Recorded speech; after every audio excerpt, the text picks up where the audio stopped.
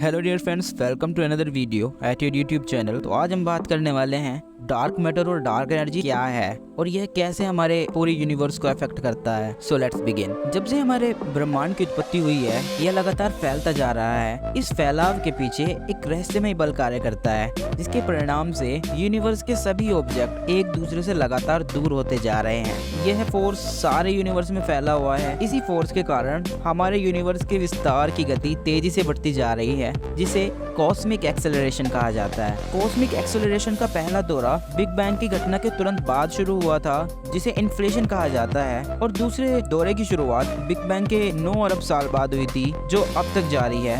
वैज्ञानिकों ने यूनिवर्स के तेजी से बढ़ते फैलाव की खोज 1998 में एक सुपरनोवा के जरिए की थी। अंतरिक्ष वैज्ञानिकों के अनुसार हमारे यूनिवर्स 3 चीजों से मिलकर बना है: साधारण पदार्थ, डार्क मैटर और डार्क एनर्जी। हम सिर्फ साधारण पदार्थ के बारे में ही जानते हैं, जिसमें हमारे फिजिकल ऑब्जेक्ट जैसे ग्रह, उपग्रह, तारे आदि आते हैं। यह साधारण पदार्थ हमारे यूनिवर्स का 5% भाग ही है। हमारे यूनिवर्स का 90 to 95% पार्ट दो ऐसे मैटर से मिलकर बना है जिसके बारे में कोई नहीं जानता। आज के इस वीडियो में हम यही एक्सप्लेन करने वाले हैं कि what is dark matter and dark energy. So video start करने से पहले एक छोटा सा इंट्रो।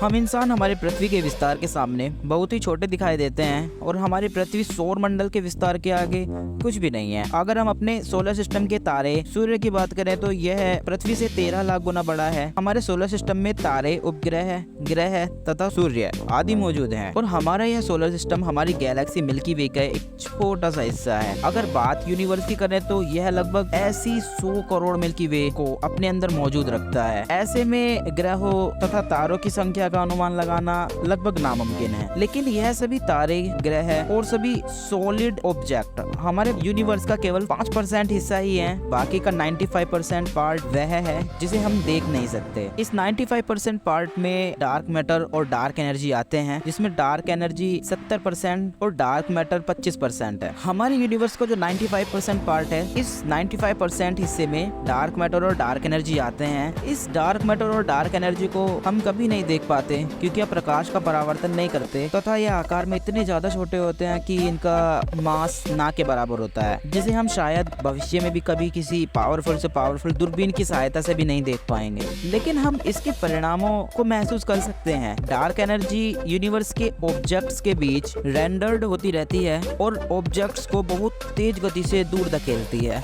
जबकि डार्क मैटर यूनिवर्स के सभी ऑब्जेक्ट को बिखरने से बचाता है और उन्हें आपस में बांध के रखने का काम करता है, जिसे कोई नहीं समझ पाया। इस बल के प्रभाव से यूनिवर्स के सभी ऑब्जेक्ट एक दूसरे से लगातार दूर होते जा रहे हैं। यह एक काल्पनिक बल है जिसका दबाव ऋणात्मक है और यह बल सारे यूनिवर्स में फैला हुआ है। थ्योरी ऑफ रिलेटिविज्म के अनुसार ऋणात्मक दबाव का प्रभाव गुरुत्वाकर्षण के विपरीत होता है। डार्क एनर्जी 1998 में तब प्रकाश में आई जब अंतरिक्ष वैज्ञानिकों ने 2 विभिन्न आकाश गंगाओं में विस्फोट की प्रक्रिया से गुजर रहे सुपरनोवा पर अध्ययन कर रहे थे। वैज्ञानिकों ने देखा कि सुपरनोवा की ल्यूमिनोसिटी रिक्वायर्ड ल्यूमिनोसिटी से कम थी। इसका मतलब यह था कि उन्हें जितने पास होना चाहिए था वे उससे ज्यादा दूर थे। इसका एक ही मतलब हो सकता है कि यूनिवर्स के विस्तार की गति कुछ काल पहले की तुलना में बढ़ गई थी। इसके पहले तक अंतरिक्ष वैज्ञानिक मानते थे कि ब्रह्मांड के विस्तार की गति गुरुत्वाकर्षण के बल के कारण धीरे धीरे कम होती जा रही है। लेकिन सुपरनोवा के अध्ययन से ज्ञात हुआ कि कोई रहस्यमयी बल गुरुत्वाकर्षण बल के विपरीत कार्य कर रहा है और ब्रह्मांड के विस्तार को गति दे रहा है। पहले तो वैज्ञानिकों को इस प्रयोग के परिणाम पर शक हुआ। वैज्ञानिकों को लगा कि सुपरनोवा की प्रकाश दीप्ति यानी ल्यूमिनोसिटी गैस या धूल के बादल के कारण कम हो सकती है, या फिर हो सकता है कि सुपरनोवा की प्रकाश दीप्ति के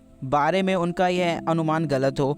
लेकिन उन्होंने जब उपलब्ध आंकड़ों को सावधानी पूर्वक जांचा तो पाया कि इन सब के पीछे कोई रहस्यमय बल है जिसे आज हम डार्क मैटर के नाम से जानते हैं। ये डार्क मैटर गणितीय सूत्रों के आधार पर प्रमाणित परंतु प्रयोग आधार पर अप्रमाणित पदार्थ है। अन्य मैटर अपने द्वारा उत्सर्जित विकिरण से पहचाने जा सकते हैं, किंतु डार्क मैटर अपने द्वारा उत्सर्जित विकिरण से पहचाने नहीं जा सकते। इनका अस्तित्व का अनुमान पदार्थ पर इनके द्वारा आरोपित गुरुत्वीय प्रभाव से किया जाता है। इसके अस्तित्व का अनुमान पदार्थों पर इसके द्वारा सुपर इम्पोज्ड ग्रेविटी इफेक्ट से किया जाता है। वैज्ञानिकों का मानना है कि यह डार्क मैटर न्यूट्रॉलिनोस नाम के कणों से बना है। इन कणों की खासियत यह है कि यह साधारण मैटर से कोई रिएक्शन नहीं करते। हर सेकंड हमारे शरीर से हजारों न्यूट्रॉलिनोस आर पार गुजरते हैं। ये कण अदृश्य होते हैं। इनके अदृश्य होने की वजह से हम अंतरिक्ष में मौजूद डार्क मैटर के बादलों के दूसरी ओर मौजूद आकाश गंगाओं को देख पाते हैं। डार्क मैटर ब्रह्मांड के ऑब्जेक्ट्स को बिखेरने से बचाता है। यह एक ऐसा फोर्स है जो ऑब्जेक्ट्स के अणुओं को आपस में बांध कर रखता है। ब्रह्मांड की व्याख्या कई तरह से की गई है, जिसमें से एक मॉडल लैम्डा CMD के अनुसार यूनिवर्स की 70% बाहर ऊर्जा डार्क ऊर्जा है और डार्क मैटर 25% है तथा सामान्य पदार्थ 5% है। डार्क एनर्जी पर और भी कई मॉडल बने हैं जो उसकी व्याख्या करने का प्रयास करते हैं। इनमें से एक यूनिवर्स स्थिरांक भी है। आइंस्टीन ने भी अपने थ्योरी ऑफ रिलेटिविटी में प्रति गुरुत्वाकर्षण प्रभाव को दर्शाने वाला एक बल कॉस्मोलॉजी कांस्टेंट को समावेशित किया है, लेकिन आइंस्टीन और अन्य वैज्ञानिक भी मानते थे कि यह कॉस्मोलॉजी कांस्टेंट केवल मैथमेटिक कैलकुलेशंस की सरलता के लिए है। इसका वास्तविकता से काफी कम संबंध है। 1990 तक किसी ने यह सोचा भी नहीं था कि यह कॉस्मिक कांस्टेंट एक सच्चाई भी हो सकता है। डार्क एनर्जी को समझने के लिए सबसे ज्यादा मान्य सिद्धांत ब्रह्मांडीय स्थिरांक सिद्धांत है। वैज्ञानिकों के अनुसार कॉस्मोलॉजिकल कांस्टेंट का मूल्य 10 to 29 ग्राम पर सेंटीमीटर क्यूब है। कॉस्मोलॉजिकल कांस्टेंट एक ऋणात्मक दबाव वाला बल है जो अपने ऊर्जा घनत्व के बराबर होता है। इसी के कारण यह ब्रह्मांड के विस्तार को एक्सेलरेट कर देता है। अब सुपरनोवा का उदाहरण बताता है कि यूनिवर्स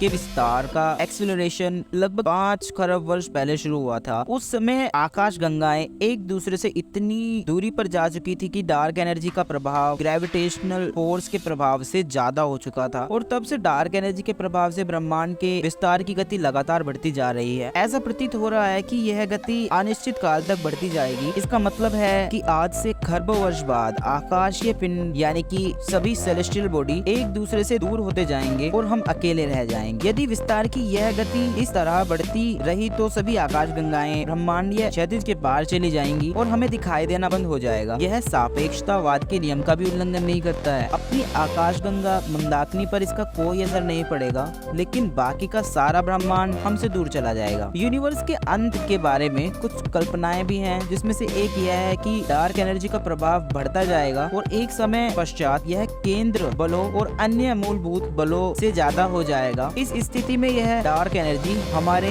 सोलर सिस्टम, आकाश गंगाएं, ऑब्जेक्ट से लेकर अणु परमाणु सभी को विखंडित कर देगी। यह स्थिति बिग रिप की होगी। दूसरी कल्पना यह है कि डार्क एनर्जी का प्रभाव एक सीमा के बाद खत्म हो जाएगा और गुरुत्वाकर्षण का प्रभाव उससे ज्यादा हो जाएगा। यह प्रभाव एक संकुचन की प्रक्रिया को जन्म देगा। अंत में एक महासंकुचन से सारा ब्रह्मांड एक बिंदु में तब्दील हो जाएगा। इस बिंदु में फिर से एक महाविस्फोट होगा जो फिर से एक नए यूनिवर्स को जन्म देगा। यह स्थिति बिग क्रंच की होगी। सो आज के लिए इतना ही। Thanks for watching. अगर वीडियो पसंद आया तो वीडियो को लाइक करके शेयर जरूर कर देना और कमेंट करके यह जरूर बताना कि वीडियो कैसा लगा और नेक्स्ट वीडियो किस टॉपिक पर चाहिए। तब तक के लिए जय हिंद।